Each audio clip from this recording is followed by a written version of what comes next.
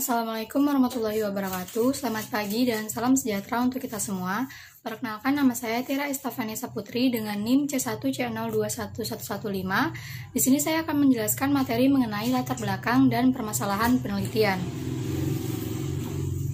Yang pertama, latar belakang penelitian. Latar belakang penelitian dibuat dalam upaya memberikan konteks pada informasi yang dibahas di seluruh jenis makalah penelitian.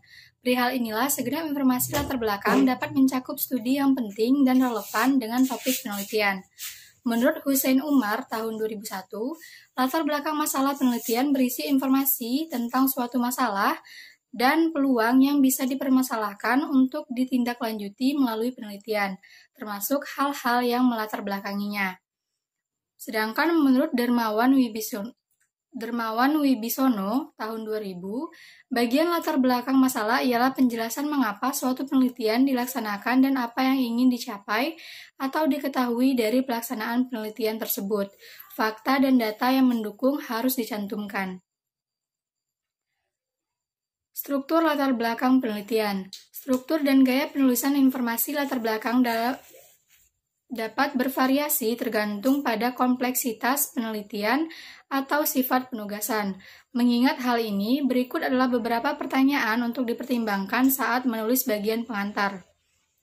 Yang pertama, adakah konsep, istilah, landasan teori, atau gagasan yang mungkin asing bagi pembaca dan karenanya membutuhkan penjelasan tambahan? Yang kedua, apakah ada elemen historis yang perlu dieksplorasi untuk menjelaskan konteks yang diperlukan, untuk menyoroti orang-orang, masalah atau peristiwa tertentu, atau untuk meletakkan dasar untuk memahami munculnya masalah atau peristiwa saat ini? Yang ketiga, adakah teori, konsep, atau ide yang dipinjam dari disiplin atau tradisi akademis lain yang mungkin asing bagi pembaca dan karenanya memerlukan penjelasan lebih lanjut?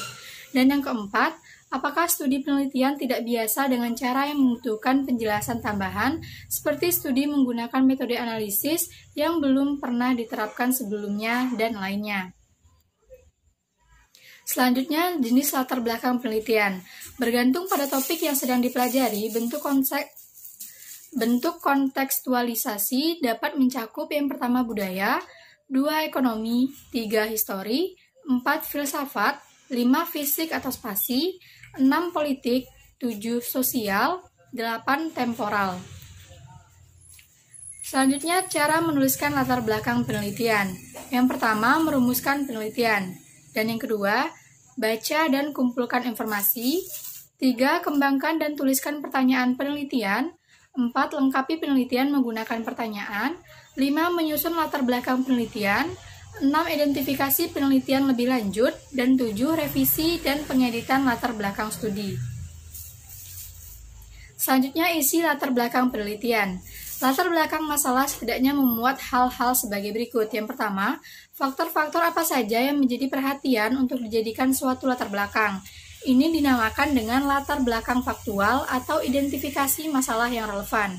Yang kedua, informasi kasus, baik secara langsung melalui observasi di masyarakat maupun lewat buku-buku referensi dan hasil-hasil penelitian lain yang sejenis, ini dinamakan latar belakang teoritis.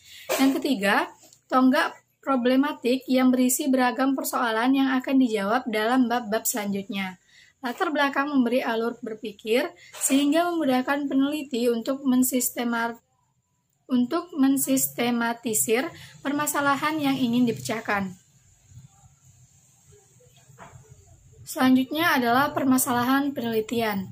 Masalah penelitian adalah pernyataan tentang bidang yang menjadi perhatian peneliti berupa kondisi yang harus ditingkatkan, kesulitan untuk dicarikan solusi dan pemecahan, atau pertanyaan yang mengganggu yang ada dalam literatur ilmiah, dalam teori. Masalah penelitian dapat diperoleh melalui 3 cara, yaitu yang pertama, evaluasi terhadap penyimpangan atau gap antara apa yang diharapkan dengan kenyataan. Yang kedua, penyimpangan antara teori dan penerapan di lapangan.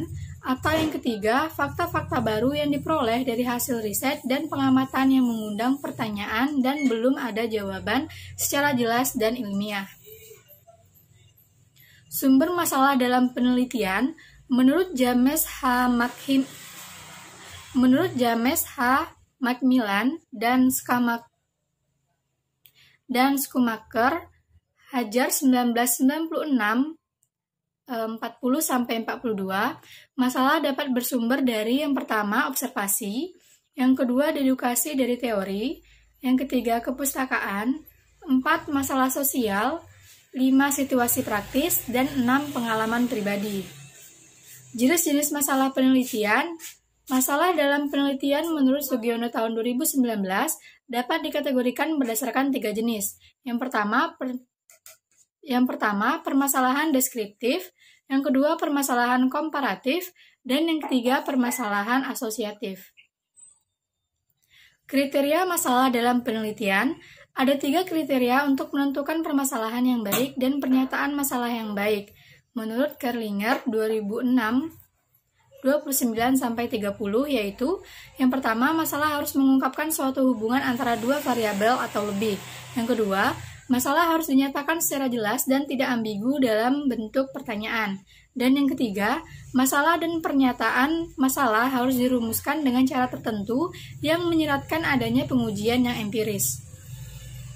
Cara mengidentifikasi permasalahan dalam penelitian. Mengidentifikasi masalah penelitian dilakukan untuk menentukan masalah mana yang perlu segera dicari penyelesaiannya.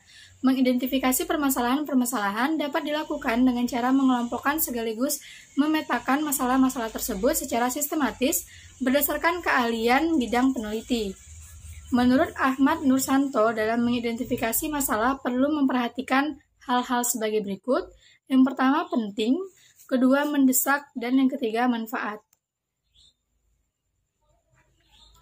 Demikian materi yang dapat saya sampaikan, kurang dan lebihnya saya mohon maaf. Saya akhiri, wassalamualaikum warahmatullahi wabarakatuh.